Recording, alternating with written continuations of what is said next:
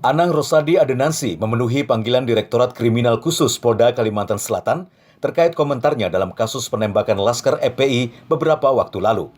Anang yang datang bersama belasan advokat dan kuasa hukumnya hanya berada sekitar 10 menit, lantaran pemeriksaan yang seharusnya dijadwalkan hari ini ditunda oleh pihak penyidik. Dari informasi yang ia dapat, penundaan itu disebabkan kesibukan petugas dalam pengamanan pilkada, namun dirinya siap kapan saja diperiksa. Hari ini saya memenuhi panggilan itu sebagai warga negara yang baik dan sebagai bukti bahwa saya bertanggung jawab saya terhadap ucapan saya. Jadi saya bertanggung jawab terhadap apa yang saya ucapkan. Dan apa yang sudah diucapkan saya tidak akan menarik. Saya tidak akan menarik karena itulah yang keluar dari hati nurani saya yang harus saya sampaikan. Tapi tentunya dengan tujuan dan niat baik untuk perbaikan daripada bangsa Republik Indonesia ini.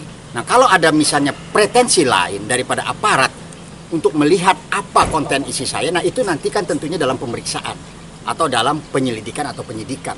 Nah, tapi hari ini ditunda karena adanya kesibukan dan juga beliau ada tugas yang lebih berat daripada pernyataan saya, maka saya juga menghormati. Pemanggilan Anang Rosadi oleh pihak kepolisian setelah beredarnya video yang diduga memiliki unsur provokasi.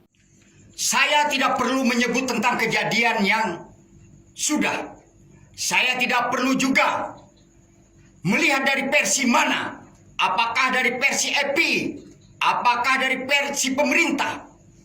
Tapi saya ingin menyampaikan pesan. Saya merasa saya dapat merasakan, mencermati bahwasanya tindakan yang dilakukan pemerintah itu adalah tindakan barbar. Dalam video berdurasi 5 menit 2 detik, mantan anggota DPRD Kalsel itu menyesalkan tindakan aparat dalam kasus penembakan pengawal Habib Rizik Syihab. Dirinya juga meminta presiden dan wakilnya untuk mengundurkan diri karena dianggap tidak mampu memimpin negara ini. Satya Naka, Kalsel 1net.